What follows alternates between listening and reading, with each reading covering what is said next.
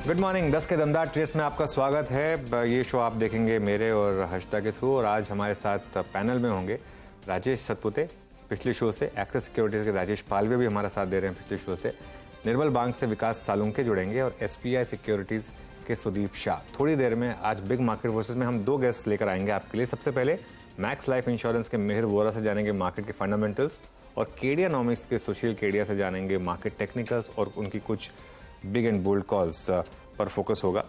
Market पर एक नजर डालते हैं। 100 पॉइंट निफ्टी रैली करने के बाद हल्का सा consolidation, Nifty 18,700 first resistance zone के हायर एंड पर, bank Nifty first resistance zone के लोअर एंड पर 44,100 पर।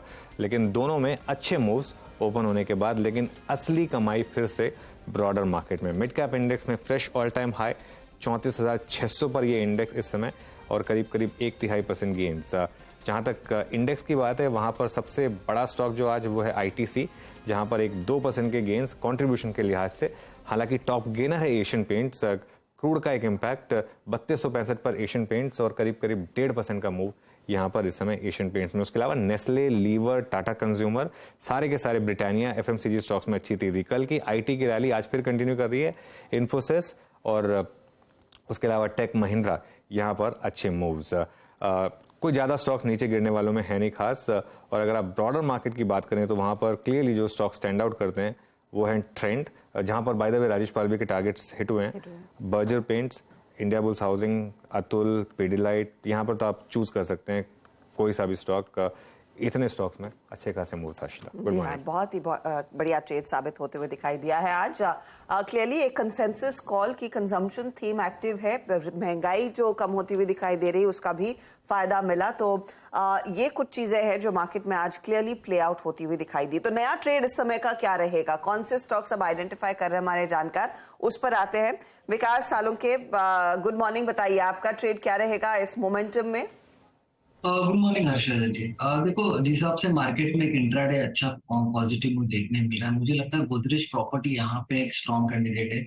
यहाँ पे एक अच्छा खासा एक ब्रेकआउट यहाँ पे डेली चार्ट पे देखने मिल रहा है। मुझे लगता है ये कंटिन्यू हो सकता है। ऊपर में जो 1540 1570 के ऊपर की रेंज जो है यहाँ पे ओपन होती देखने मिल रही है। नीचे में जो स्टॉप लॉस यहाँ पे देखने मिलेगा 1440 का स्टॉप लॉस गोदरेज प्रॉपर्टी में लेके चलना है। यहाँ से एक अच्छा खासा एक ब्रेकआउट कंटिन्यू करते हुए देखने मिलेगा।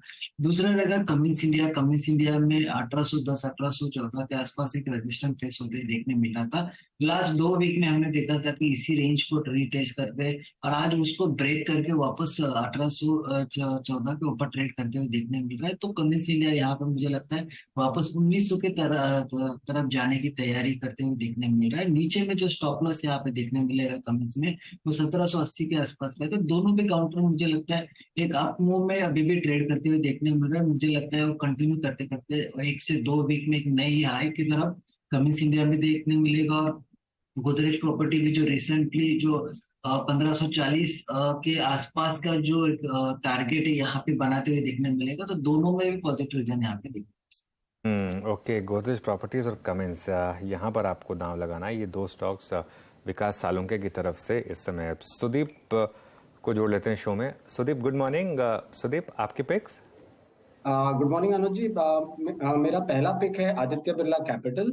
हमने देखा ये स्टॉक में एक बहुत अच्छा बढ़िया ब्रेकआउट आया है, और स्टॉक ने अपने जो प्रीवियस जो 9 मई का जो एक स्विंग रेजिस्टेंस जो हाई था 175 स्टॉक अब उसके ऊपर सस्टेन कर रहा है, और ये एक फ्रेश राउंड ऑफ बाइंग यहाँ पे मुझे नजर आ रही है। स्टॉक ने पिछले हफ्ते एक छोटा सा करेक्शन भी दिया था 165 167 लेवल के आसपास, और 13 डे एक्सपोनेंशियल मूविंग एवरेज से सपोर्ट लेके स्टॉक फिर से एक higher top higher bottom pattern पिछले 3-4 सत्रों से बना रहा है। तो मुझे लग रहा है यहाँ पे ये मौजूदा भाव से और थोड़े एक हल्के से डिप पे भी बाई की जा सकती है ये स्टॉक, और हम इसमें 175 का स्टॉप लॉस रखेंगे, और 188 192 का टारगेट मुझे लग रहा है ये एक मोमेंटम प्ले होगा। और दूसरा स्टॉक है IDFC फर्स्ट बैंक। हमने देखा है लगातार एक बहुत अच्छे ट्रेंड में IDFC ट्विंस चल रहा है, IDFC limited and IDFC first bank. तो इसमें मुझे IDFC फर्स्ट बैंक में एक अच्छा मूव नजर आ रहा है। यहाँ से भी हमेशा ये स्टॉक में पिछले हम 1.5-2 महीने से एक देख रहे हैं कि एक रैली आता है, फिर कंसोलिडेशन, फिर वंस अगेन रैली, फिर फ्लैग ब्रेकआउट, ये 3-4 बार हुआ है। और इस बार भी हम ये देख रहे हैं कि 71 के लेवल से 13 डे एक्सपोनेंशियल मूविंग एवरेज के लेवल से स्टॉक ने फिर से एक हल्के से कंसोलिडेशन के बाद सपोर्ट लिया था। और कल पिछले सत्र में और आज हम देख रहे हैं कि अच्छा एक मोमेंटम बिल्डअप यहाँ पे हो रहा है। ओपन इंटरेस्ट में भी हम इजाफा देख रहे हैं। मुझे लग रहा है मौजूदा भाव से ये लिया जा सकता है 71 के स्टॉप लॉस से 80 के टारगेट के लिए। तो आईडीएफसी फर्स्ट बैंक 80 का टारगेट, एबी कैपिटल में भी ट्रेंड 188 की तरफ जा रहा है। खरीदारी करके चले। राजेश पालवे, आपके ट्रेड्स इस घंटे के लिए? हर्षदा जी, पहला स्टॉक रहेगा बर्जर पेंट। काफी स्ट्रॉन्ग मोमेंटम है ये सेगमेंट में, और जिस तरीके से बर्जर पेंट में आज ओपनिंग के बाद से जो बाइंग इंटरेस्ट बना है, हमें लगता है ये स्टॉक यहाँ से अब 695 से लेके 700 की तरफ बढ़ते हुए दिखेगा। तो बर्जर पेंट बाय करने की सलाह है। स्टॉप लॉस रखेंगे हम करीब 660 के आसपास। जो दूसरा सेगमेंट हमें अट्रैक्टिव लग रहा है वो फार्मा हेल्थ केयर स्पेस। हमें यहाँ पे लगता है कि एक मोमेंटम कंटिन्यू कर सकता है। आज के सेशन में काफी स्टॉक्स में बाइंग इंटरेस्ट बना है। तो एक स्टॉक जो हमें यहाँ पे अट्रैक्टिव लग रहा है वो है अल्केम लैब का। स्टॉक में अगर हम देखें तो एक माइल्ड प्रॉफिट बुकिंग थी लास्ट 2 ट्रेडिंग सेशन में, लेकिन आज ओपनिंग के बाद से जिस तरीके से वापस से एक रिन्यू बाइंग एक्शन बना है, अल्केम लैब फ्यूचर यहाँ पे बाय करने की सलाह है। हमें लगता है ये स्टॉक में टारगेट जो बन सकता है ड्यूरिंग द डे 3490 से लेके 3520 तक का। स्टॉप लॉस रखना होगा करीब 3290 के आसपास। ओके, चलिए, तो अच्छे मूव्स। इनफैक्ट राजेश पालवे जी, आज आपके दोनों टारगेट्स हिट हुए, दोनों ट्रेड में। जो प्री ओपन ट्रेड थी इंडिया मार्ट, लेकिन ट्रेंड में भी सारे टारगेट हिट हुए। एक बार ट्रेंड को रिविजिट किया जाए। बिल्कुल अनुज जी, काफी स्ट्रॉन्ग मोमेंटम बना है। इवन हर्षदा जी ने उसके बाद जो स्टॉक पिक किया था टाइटन, वहां पे भी एक ट्रैक्शन बनते हुए दिख रहा है। ट्रेंड में जो ब्रेकआउट हुए हैं, हमें लग रहा है कि अब ये स्टॉक में अगर ये होल्ड करता है 1650 के ऊपर ही सस्टेन रहता है, तो इसके नेक्स्ट टारगेट 1740 की तरफ बढ़ते हुए दिख सकते हैं। तो स्टॉप लॉस ट्रेल करने की सलाह है। 1645 के आसपास स्टॉप लॉस ट्रेल करें, पोजीशन होल्ड की जा सकती है। टाइटन जो हमने डिस्कस भी किया था, वहां पे 2920 ऑलमोस्ट वो लेवल के आसपास ही अभी स्टॉक ट्रेड कर। अगर ये 2920 को क्रॉस कर लेगा तो इसमें भी आज हमें लगता है 3000 तक की तेजी बनते हुए दिख सकती है। ये अच्छे मूव्स। राजेश सतपुते को भी जोड़ लेते हैं। राजेश जी, आपकी फ्रेश ट्रेड्स? अनुज जी, देखिए 2 ट्रेड रहेंगे। पहला रहेगा अंबुजा सीमेंट। मेरे हिसाब से यहाँ पे मोमेंटम अच्छा है। 460 पे फिलहाल ट्रेड हो रहा है। छोटा स्टॉप लॉस रखे करीबन 454 का। इसका जो टारगेट है करीबन 475 का रहेगा। सेकंड बाय कॉल रहेगा वो है गेल। मेरे हिसाब से गेल में यहाँ पे एक फ्रेश मोमेंटम जनरेट हो रहा है, तो रिस्क टू रिवॉर्ड बढ़िया बनेगा, इसलिए 105.50 का स्टॉप लॉस रखे। सामने टारगेट रहेगा 110 से लेके 112 का। ओके, ठीक है। चलिए, फिर अब एक काम करते हैं। आप चारों का शुक्रिया जुड़ने के लिए आज हमारे साथ, और ये सारी ट्रेड्स देने के लिए। अब बात करते हैं मैक्स लाइफ इंश्योरेंस के डायरेक्टर और सीईओ मिहिर वोरा से मार्केट बिग वॉइसेस में। मिहिर जी, गुड मॉर्निंग। मार्केट में अच्छा मोमेंटम और ब्रॉडर मार्केट में शानदार तेजी। क्या यहाँ से भी तेजी तूल पकड़ेगी? क्या आपको लग रहा है कि यहाँ पर भी रिटेल इन्वेस्टर्स को डरना नहीं है और पैसा लगाना है मार्केट में? नमस्कार, गुड मॉर्निंग। देखिए, ओवरऑल बाजार लेवल देखें तो little bit of caution advice करेंगे, लेकिन स्टॉक स्पेसिफिक कभी भी काफी अपॉर्चुनिटीज हैं। तो मेरे ख्याल से एक इवनली पॉइज्ड है बाजार में। न ज्यादा तेजी करूंगा न ज्यादा मंदी करूंगा ये लेवल से। लेकिन मेरे ख्याल से at this point in time जो combination of global and local factors बन रहा है वो सेंटीमेंट पॉजिटिव बन रहा है। यूएस में हम देखें कि रेट हाइक के बावजूद एक सेंटीमेंट बना हुआ है वहां पे। इंडिया में भी हमें लग रहा है कि पीक ऑफ द टाइटनिंग शायद आरबीआई ने जो की है वो अब खत्म हो रही है। तो उस तरह से हमें लग रहा है कि नॉर्मलाइज हो रही है इकोनॉमी, धीरे धीरे करके ग्रोथ मोमेंटम वापस आ रही है। तो स्टॉक स्पेसिफिक अपॉर्चुनिटीज में फोकस करना चाहिए। एक इंटरेस्टिंग पॉइंट आपने बनाया, लेकिन मेरी नजर आज एफएमसीजी कंपनियों पर है। Mihir, good morning. जिस तरह का मोमेंटम आप अक्रॉस द बोर्ड देखें, HUL, ITC, Asian paint, Nestle, सब आगे हैं। हम सब जानते हैं कि कंजम्पशन थीम पर ही भारतीय बाजार में सबसे ज्यादा बायस आता है, तेजी आती है। ये जो रिटेल महंगाई के आंकड़े कुछ नरम होते हुए दिखाई दिए हैं, उसका कितना फैक्टर है? एंड गोइंग फॉरवर्ड इस पॉकेट में कितनी और तेजी आने की पूरी उम्मीद है? बिल्कुल, तो ये सेक्टर हम देखें तो 1-2 साल से स्ट्रेस में था in terms of volume growth as well as commodity prices जिस तरह से बढ़ रहे थे, input prices of food grades खास करके। तो ये सेक्टर के मार्जिन्स और वॉल्यूम दोनों में इंपैक्ट आया था और सेक्टर ने अंडर परफॉर्म किया था। न सिर्फ food but oil prices, food grains, लेकिन ऑयल प्राइसेस, मिल्क प्राइसेस, सब में काफी रॉ मटेरियल का प्रेशर था एफएमसीजी कंपनी को। हम पिछले 2-3 महीने में ये देख रहे हैं कि अभी मिल्क प्राइसेस इतने नीचे नहीं आए हैं, लेकिन ऑयल प्राइसेस हैं, प्लास्टिक्स जो पैकेजिंग में जाते हैं और सिलेक्टिवली जो फूड ग्रेन्स है, व्हीट वगैरह, वो धीरे-धीरे करके नॉर्मलाइज हो रहे हैं, शुगर प्राइसेस वगैरह। तो मेरे ख्याल से जो एक वर्स्ट ऑफ द जो मार्जिन और वॉल्यूम प्रेशर था, वो शायद ये सेक्टर ने देख लिया है और इससे ज्यादा नेगेटिव नहीं हो सकता। तो अगर ये मॉनसून नॉर्मल हो चुका, तो मेरे ख्याल से रूरल रिकवरी के लिए ये सेक्टर प्ले किया जा सकता है। एक रिस्क मैं अगर देखूं तो अभी भी ये जो एल नीनो का डर है, वो अभी तक गया नहीं है। तो मॉनसून अगर डिले हो जाती है या बिलो पर आती है, तो एक अगेन रिस्क हो सकता है ये सेक्टर के लिए। तो कुछ रिस्क ऑफ कोर्स मॉनसून से जुड़े हुए हैं and let's hope for the best, क्योंकि एक तरफा तेजी इन काउंटर्स में जरूर बनती हुई दिखाई दे रही है। अच्छा, एक और पॉकेट जहां पर हमने देखा है थोड़ा थोड़ा करके इंटरेस्ट अब फिर लौटने लगा है, वो है टेक्नोलॉजी कंपनियां। कल भी हम नोटिस कर रहे थे मिड कैप आईटी में क्या तेजी बनती दिखाई दी। हम मार्केट ने क्या ये फैक्टर इन कर लिया है कि Q1 के बियॉन्ड देखना है, Q2 ऑनवर्ड्स किस तरह की रिकवरी आएगी इन स्टॉक्स में, किस तरह का बिजनेस ग्रोथ रहेगा, उस पर क्या ज्यादा फोकस है? आपकी अप्रोच क्या है मिहिर? क्योंकि एटलीस्ट पिछले महीने तक लोग बहुत सावधान थे टेक्नोलॉजी को लेकर, अब फिर पोजीशंस बढ़ने लगी हैं। बिल्कुल, टेक्नोलॉजी में मेरे ख्याल से जो बड़ी कंपनीज हैं, उनका अगर हायरिंग देखें हम, और वो सबसे बड़ा इंडिकेटर होता है, तो हायरिंग स्लो डाउन हो रहा है। इसका मतलब ये है कि जो बड़ी कंपनीज हैं, वो अपनी ऑर्डर बुक्स अगर देखें नेक्स्ट 2-3 क्वार्टर्स के लिए, तो इतनी ज्यादा ग्रोथ नहीं दिख रही है सेल्स ग्रोथ में। तो हायरिंग नंबर से लग रहा है कि जो बड़ी कंपनीज हैं, उनमें वो एक स्लो डाउन एक्सपेक्ट कर रहे हैं। और स्लो डाउन मैंने नेगेटिव ग्रोथ नहीं बोलूंगा, लेकिन flattening of growth quarter on quarter पे देख रहे हैं बड़ी कंपनीज। छोटी कंपनीज का फायदा ये रहता है कि उनके लिए 1 या 2 क्लाइंट भी अच्छे रैंप अप करते हैं, तो ओवरऑल बॉटम लाइन में और टॉप लाइन में फर्क पड़ता है। तो मेरे ख्याल से मिड कैप्स इसलिए चल रहे हैं कि हर जो छोटी-छोटी कंपनीज हैं, उन्होंने एक पर्टिकुलर सेगमेंट या एक पर्टिकुलर इंडस्ट्री या एक पर्टिकुलर क्लाइंट पे फोकस किया है और वहां ग्रोथ आ रही है। सबकी स्टोरी अलग-अलग है, एक सेक्टर स्पेसिफिक स्टोरी नहीं है। तो मिड कैप में हम जो देख रहे हैं आईटी में, वो एक स्टॉक स्पेसिफिक स्टोरी हो रही है। आईटी एज अ होल मैं देखूंगा तो अभी भी एक स्लो डाउन के पाथ पे है। ओके, तो आईटी में अभी भी एक थोड़ा स्लो डाउन है। अच्छा, एफएमसीजी की बात की आपने, लेकिन एक और सेक्टर जिसमें एफएमसीजी जितनी ही तेजी रही है उससे भी ज्यादा तेजी रही है, वो है ऑटोमोबाइल्स, और खासतौर से कुछ two wheeler names like TVS motor. यहाँ पर कुछ ओवर वैल्यूएशन का खतरा लग रहा है आपको, या फिर ये मार्केट कुछ और ही प्राइसिंग कर रहा है इस समय? टू व्हीलर्स में मेरे ख्याल से कंपनी स्पेसिफिक चल रहे हैं। ओवरऑल ये सेक्टर ने काफी अंडर परफॉर्म किया था, लेकिन स्पेसिफिक कंपनीज ने मॉडल लॉन्चेस से, बेटर डिस्ट्रीब्यूशन से, ईवी इंट्रोडक्शन से परफॉर्म किया था। बट मेरे ख्याल से जो चीपनेस या वैल्यूएशन का ट्रेड है, वो शायद ये सेक्टर में हो चुका है और अब हमें मंथली नंबर्स पे फोकस करना चाहिए, जो अभी भी एक मिक्स सिग्नल दे रहे हैं। कोई एक बहुत ज्यादा तेजी या मंदी का सिग्नल नहीं दे रहे हैं अभी मंथली नंबर्स। बिल्कुल। तो ये होगी बात। अब इसमें एफएमसीजी, आईटी हमने डिस्कस कर लिया, ऑटोमोबाइल। एनबीएफसीज पर क्या व्यू है आपका इस समय? क्या यहाँ पर वो जो रेट पॉज के बाद एक रैली बनी थी, क्या वो कंटिन्यू करेगी यहाँ पर मिहिर? बिल्कुल।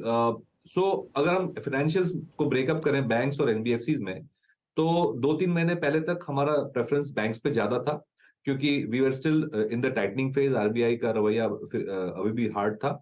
तो जब टाइटनिंग फेज होती है, तो फिक्स डिपॉजिट और सेविंग्स और करंट अकाउंट डिपॉजिट होती है, उसका महत्व ज्यादा हो जाता है, क्योंकि कॉस्ट ऑफ फंडिंग ये डिपॉजिट का सबसे लो होता है। तो जब करंट अकाउंट, सेविंग्स अकाउंट और जो चीप कॉस्ट ऑफ फंडिंग है, वो बैंक के पास ही होती है, तो बैंक्स को ज्यादा फायदा रहता है, बिकॉज उनके मार्जिन्स मेंटेन रहते हैं या इंप्रूव भी कर सकते हैं ऐसे माहौल में। एनबीएफसी जो होलसेल बोरो करती है, उनके लिए फंडिंग कॉस्ट महंगी हो जाती है जब टाइटनिंग होती है। तो हम बैंक्स को प्रेफर कर रहे थे, लेकिन अब जब हम देख रहे हैं कि टाइटनिंग साइकिल का जो पीक हो चुका है और अभी ईजिंग शायद हम देख सकते हैं नेक्स्ट 1-2 क्वार्टर में, तो अब एनबीएफसी का जो स्ट्रेस था वो जा रहा है। और ग्रोथ में तो टिपिकली एनबीएफसी ज्यादा ही रहती है, बिकॉज उनके ज्यादा निम्बल रहती है, उनके स्पेसिफिक सेगमेंट्स होते हैं। तो अब मुझे लग रहा है कि रिलेटिव टू बैंक्स, एनबीएफसी का भी एक प्लेस है, और हमने हमारा एनबीएफसी में वेट बढ़ाया है लास्ट 2 महीने में। बढ़ता हुआ। और वहीं पर सबसे ज्यादा आज इंटरेस्ट ऑफ कोर्स देखने को मिला है। अच्छा, इंटरेस्ट के लिहाज से कमेंट्स पर एक बार फटाफट से नजर डाल ली जाए इस चर्चा के बीच, क्योंकि वहां पर ओपन इंटरेस्ट एडिशन साइजेबल आ रहा है, करीब 5-5.25% से ज्यादा का, और 1.5% ऊपर ये स्टॉक ट्रेड करता हुआ। कमेंस, एलएनटी, ये कुछ काउंटर्स रहे हैं जहां पर हमने देखा है खरीदारी आई है और फंड्स की तरफ से भी इंटरेस्ट आया है। मिहिर, कैपिटल गुड्स का परफॉर्मेंस अब गोइंग फॉरवर्ड कैसे रहेगा? हम तो पॉजिटिव हैं काफी टाइम से, और हमारा ओवरवेट पोजीशन भी है इसमें काफी टाइम से। दो तीन ड्राइवर्स, बड़े ड्राइवर्स हैं। एक तो कंस्ट्रक्शन में देखें तो government spending on defence, rail, infra, roads खास करके वो तो स्पेंड हो ही रही है। सेकंड इज गवर्नमेंट जिस तरह से प्राइवेटाइज कर रही है डिफेंस को, वो भी एक बड़ा ड्राइवर है। काफी सारे पीएसयू और प्राइवेटाइज नहीं कहूंगा मैं, लोकलाइज कर रही है डिफेंस को, तो उसमें भी पीएसयू और पब्लिक सेक्टर और प्राइवेट सेक्टर दोनों कंपनीज को फायदा हो रहा है। और तीसरी जो पीएलआई स्कीम्स हैं वो भी अब रैंप अप हो रही है काफी सारे सेगमेंट्स में, pharma, chemicals, textiles, electronics, handphone manufacturing etcetera, वो भी है। और इन जनरल मेरे ख्याल से अगर कैपेसिटी यूटिलाइजेशन सिस्टम में देखें तो काफी हाई लेवल पे है, और इंडस्ट्रियल प्रोडक्शन नंबर भी अब बढ़ रहा है। तो मेरे ख्याल से प्राइवेट सेक्टर जो कैपिटल एक्सपेंडिचर इन्वेस्टमेंट्स हैं वो भी अब धीरे धीरे ट्रैक्शन दिख रही है। टेक्नोलॉजी भी आ रही है, काफी सारी जो ऑटोमेशन लिंक्ड है वो भी स्पेंडिंग हो रही है। तो मेरे ख्याल से काफी सारे जो फेजेस हैं उसमें हमें लग रहा है कि ये कैपिटल गुड्स और इंफ्रास्ट्रक्चर और कंस्ट्रक्शन कंपनीज को फायदा होगा, और इसलिए हम ओवरवेट रहेंगे इसमें। के ओवरवेट रहेंगे यहाँ पर भी। मिहिर, बहुत बहुत शुक्रिया जुड़ने के लिए आज हमारे साथ और इस सब बातें करने के लिए मार्केट्स के ऊपर। चलिए, बात होगी मार्केट फंडामेंटल्स की, अब बात कर लेते हैं मार्केट टेक्निकल्स की। हमारे साथ केडियानॉमिक्स के फाउंडर सुशील केडिया जुड़ गए हैं। सुशील, गुड मॉर्निंग। सुशील, आज की रॉकेट कॉल से शुरुआत करेंगे, फिर क्या रहेगी आज की रॉकेट कॉल? देखिए, अभी जब तक बाजार रॉकेट्स दे रहा है तो हम उस पर चढ़ते रहेंगे, पर कब ये पलट जाएगा पता नहीं। तो जो सिम्फनी का स्टॉक है, फंडामेंटली बहुत ओवर वैल्यूड है, पर वो हमेशा ही ओवर वैल्यूड रहा। चलिए मैं आपको चार्ट दिखा देता हूँ तो बात बहुत सरल हो जाएगी। ये देखिए, सिम्फनी की चार्ट पर हमें बहुत बड़ी बुलिशनेस लग रही है, जो कि 902 के अगर ऊपर ये चला गया तो हम और इंतजार नहीं करेंगे इसके पुल बैक पे आने का, और हम इसे ले लेंगे यहाँ से। ये देखिए, ये जो डाउन ट्रेंड लाइन है इसके पियर्स होते के साथ 900 आ गया। बात करते करते देखिए 904 का लेवल, तो ये ब्रेकआउट हो रहा है यहाँ पे, और हम इसका स्टॉप लॉस रखेंगे 875 पर। और ये बड़ी आश्चर्यजनक जैसी फोरकास्ट इसमें बनती है, पर ये स्टॉक चलता भी है तो इसी तरह से चलता है। मुझे 1400-1500 का भाव बड़ी फटाफट होते लगता है। तो ये आज की एक रॉकेट कॉल हो गई। ओके, चलिए, आज की एक रॉकेट कॉल हो गई। ये इस समय सिम्फनी पर कोई और स्टॉक जहां पर आपको लग रहा है कि इस समय पैटर्न्स अच्छे लग रहे हैं और जो यहां से एक मल्टी बैगर बन सकता है? तो अनुज, देखिए, बाजार के अंदर दो बातें निवेशकों के लिए स्पष्ट करना जरूरी है, खास करके जो सामान्य निवेशक हैं। मुझे लगता है बाजार मलाई पूरी खा चुका है सारे लार्ज कैप्स में, और वो so called glamorous mid caps में छाछ को भी पी चुका है। अब लोटे में बची हुई जो बूंदे हैं ना, मार्केट उससे सुड़क रहा है। तो जिन स्टॉक्स को लेने का मन नहीं चलता है वो स्टॉक्स अब चलने लग गए। जैसे कि मैं आपको बताऊं, एक हो गया डिश टीवी, दूसरा हो गया आइडिया। डिश टीवी को तो आप लंबे समय के लिए ले सकते हो, और ये मल्टी बैगर मूव इसमें बहुत दिनों से पक रही है। और आज की खराब खबर पर भी कि अब सुभाष जी और उनके परिवार को कोई बोर्ड पोजीशन लेने नहीं मिलेगी, अगर ये स्टॉक सुलग रहा है तो मतलब अब no news is bad news for the stock. एक महत्वपूर्ण बिंदु है, देखिए, किसी भी पॉइंट पर बाइंग और सेलिंग हमेशा बराबर होती है। तो फिर ये डिमांड सप्लाई से स्टॉक्स कैसे चल रहे हैं?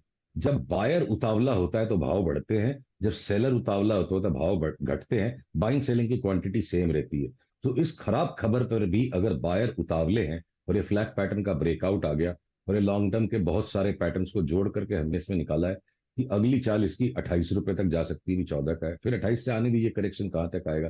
पर आप 2 साल का व्यू लेके बैठ जाते हो तो ये स्टॉक 60 रुपए हो जाए तो मुझे कोई आश्चर्य नहीं होगा। तो एक डिश टीवी हो गया। अब अगर आप एकदम ही गैम्बलर्स डिलाइट जो स्टॉक्स जिसको कह सकते हो, वोडाफोन आइडिया में किसी भी तरह से कोई फंडामेंटल मेरिट नहीं है, बैलेंस शीट की जो परिस्थिति बनी हुई है।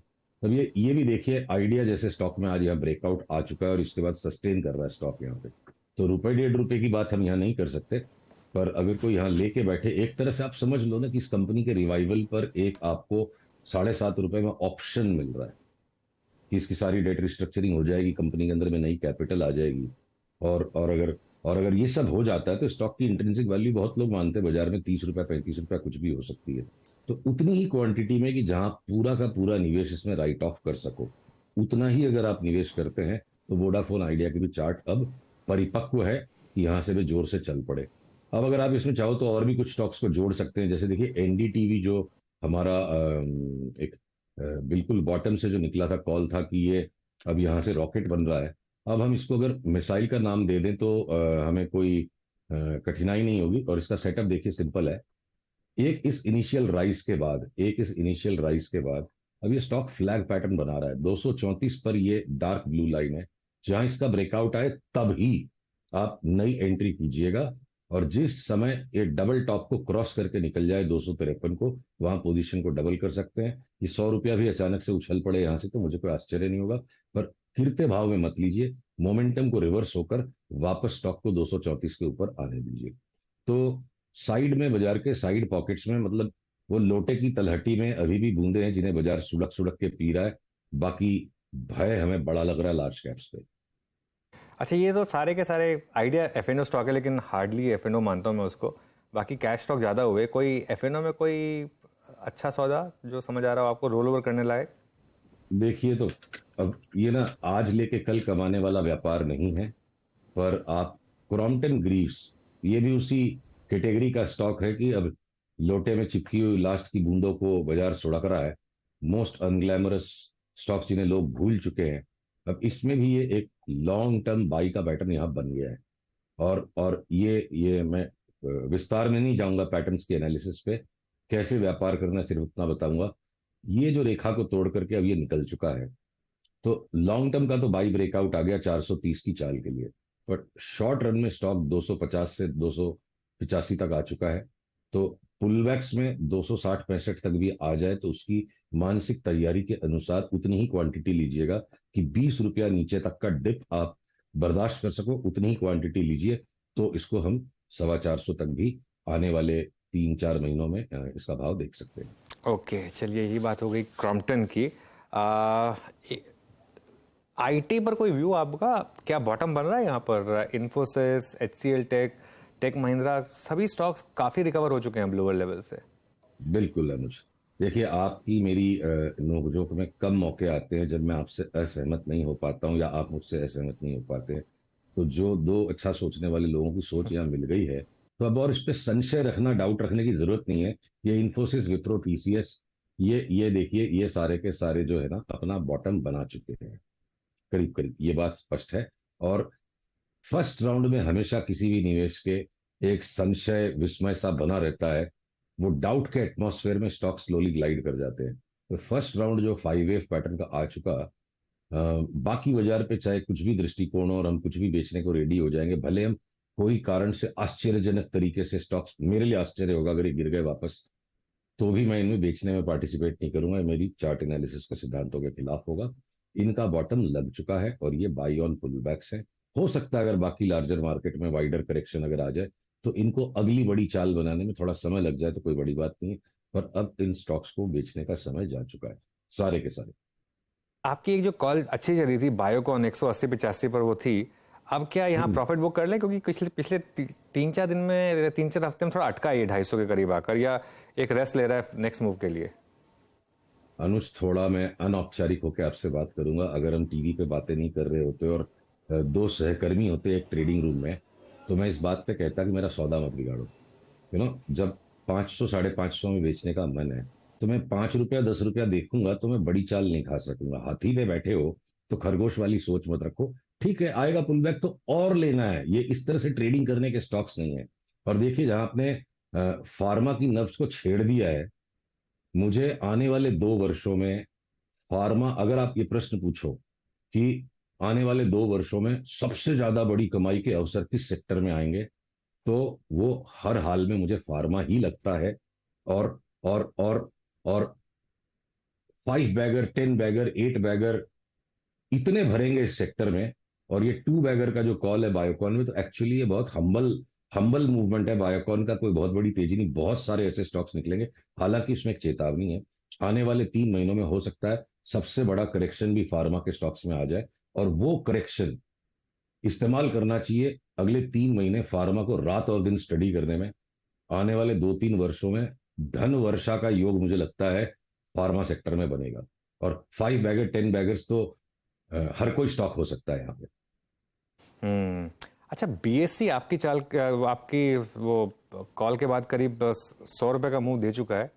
ये यहाँ पर क्या आपके हिसाब से, जो क्योंकि एनएससी लिस्ट नहीं हो पा रहा है, इसके लिए लोग बीएससी को फ्लॉक कर रहे हैं या कुछ और यहाँ पर व्यू है, और यहाँ पर कब प्रॉफिट बुक करना है? अनुज, बुरा मत मानना, मुझे 1200 में बेचना है तो मैं 50 रुपए की प्रॉफिट टेकिंग करके अपना सौदा नहीं दिया। चलिए ठीक है। अच्छा, इंडेक्स पर कोई व्यू इस समय? वो अब हम ऑल टाइम हाई के बहुत करीब, बैंक निफ्टी तो लगा चुका है ऑल टाइम हाई, निफ्टी भी काफी करीब। हाँ, तो देखिए ये इतने भारी हो चुके हैं दोनों इंडिसेस, और पिछले भी जितने भी टॉप लगे वो ऑल टाइम हाईज ही थे। तो ऑल टाइम हाई में बेचने को डरने का मेरे को तो पूरी भगवत गीता में कहीं पे भी लिखा हुआ दिखा नहीं है। तो वो ऑल टाइम हाई को तो मैं इग्नोर करूंगा। और शॉर्ट टर्म ट्रेडिंग का अगर ये काम है, निफ्टी और बैंक निफ्टी आने वाले वर्षों में बहुत सारे बड़े बड़े हाई लगाएंगे। पर अगर मुझे भय है कि एक बार 12-15% तक का करेक्शन बन सकता है, तो मैं इस ऑल टाइम हाई से भयभीत नहीं होने वाला। क्योंकि जब जब बाजार में 20-30% की भी घटत आई है पास्ट में, पिछले 50 साल में ऑल टाइम हाई से ही घटता है। तो आप निफ्टी के सामने चार्ट को देखो, अगर अगर आज आज आज निफ्टी अगर आज ये 18,720 के नीचे नीचे बंद अगर आ जाता है तो हम तो वापस बेच के जाएंगे। कल हमने क्लोजिंग में अपनी शॉर्ट सेल काटी थी, और 18,720 के नीचे अगर बंद आ जाती है निफ्टी तो हम लास्ट के 15 मिनट में बेच के जाएंगे। और बैंक निफ्टी की जहां तक बात है, तो ये किसी भी स्तर पर बंद आ जाए, हम अगर इंट्राडे में हमें सही पैटर्न्स मिले तो हम इसको शॉर्ट सेल पोजीशन को ओवरनाइट कैरी करेंगे। देखते हैं कहाँ एंट्री होती है, वरना कल सवेरे बेचेंगे। पोजीशन आज की छोटी रखनी पड़ेगी। ओवरनाइट फेड को लेकर वॉल स्ट्रीट में पॉजिटिविटी का डर है, जो मुझे लगता है कि वर्कआउट नहीं होगा। तो आज बेचें चाहे कल सवेरे बेचें, हमें निफ्टी बैंक निफ्टी लेने नहीं है। चाहे हमको 5%, 2%, 1.5% और मिस करना पड़ेगा। पैसा हमेशा ही मुट्ठी भर होता है। वो हम एनडीटीवी में, जीटीएनडी में, बॉम्बे डाइंग में, जीपीआईएल में, सिम्फनी में, एचईजी में, एनएमडीसी में लगाएंगे, डिश टीवी में लगाएंगे। पैसा तो मुट्ठी भर ही होता है, कभी भी कितना कमा लो पूरा नहीं होता।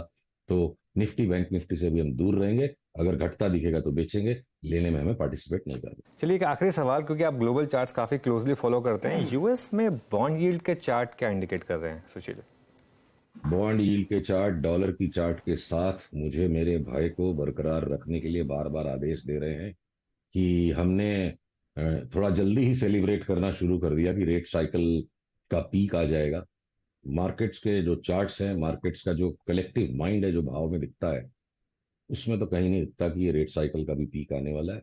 सो इसीलिए हम आज भी तैयार हैं कि रात को आज फेड वापस सबका दिल तोड़ेगा। चलिए फिर अब एक काम करते हैं सुशील, शुक्रिया जुड़ने के लिए, और अच्छा लगा आपसे बात करके और ये सारे स्टॉक्स पर। चलिए, तो ये इस समय मार्केट के फंडामेंटल्स और टेक्निकल्स दोनों डिस्कस किए हमने। निफ्टी अब इस समय इंट्राडे हाई पर, सुबह जो हमने 200 पॉइंट की निफ्टी की बात की थी उसमें से 100 पॉइंट पूरे हो चुके हैं, और बाकी के 100 पॉइंट भी हो जाने चाहिए क्योंकि सारे क्यूज बहुत पॉजिटिव थे। और बैंक निफ्टी थोड़ा अटक रहा है, वो 44,100 जो हमारा एक फर्स्ट रेजिस्टेंस जोन था उस वहाँ पर, लेकिन वो भी मेरे ख्याल से सेकेंड हाफ में शायद क्रॉस कर लेना चाहिए। नीरज जी जुड़ गए हैं आपके सवालों के और जवाब देने के लिए। Neeraj ji, over to you. और मिड कैप्स में फ्रेश ऑल टाइम हाई, शानदार तेजी। या बिल्कुल, और बैंक थोड़ा और साथ दे दें बिल्कुल, तो फिर एक बड़ी तेज़ी बन जाएगी। और इंटरेस्टिंग है कि ब्रॉडर मार्केट में बहुत बड़ी तेज़ी है। तो हम लोग सुबह से ही कह रहे थे कि मार्केट में एक बड़ी तेज़ी है और इसको आपको समझना चाहिए कि अब ये ब्रॉड हो रही है रैली।